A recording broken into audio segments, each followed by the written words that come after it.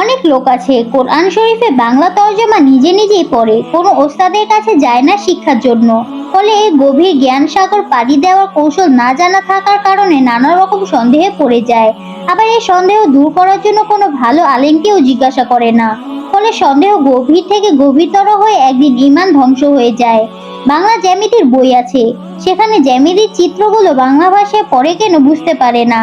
বলা বাহুল্য সেখানে শিক্ষকের প্রয়োজন হয়, শিক্ষক ছাড়া সেখানে ভুল করা স্বাভাবিক। যেরূপ এক ব্যক্তি এই ছন্দটি পাঠ করার পর তার অর্থ এত ভুলভাল গ্রহণ করেছে যে তার বন্ধুকে উপকার করতে গিয়ে মারাত্মক বিপদে ফেলেছে। ছন্দটি হলো সেই হলো প্রকৃত বন্ধু যে বিপদে পড়া বন্ধুর হাত ধরে। ছন্দটি পাঠ করার পর সে ভাবতে লাগলো, এবার একটা উত্তম কৌশল শিক্ষা করেছি। একদিন সে দেখলো তার বন্ধু অন্য এক লোকের সাথে ভীষণভাবে মারামারি করছে। বন্ধু তার সাধ্যমতো দু হাতে মার ঠেকাচ্ছে। ওই ব্যক্তিটি বন্ধুর বিপদ দেখে দৌড়ে এসে বন্ধুর দু হাত ধরে রাখলো। ফলে বন্ধু একটি মারও আর ঠেকাতে পারলো না।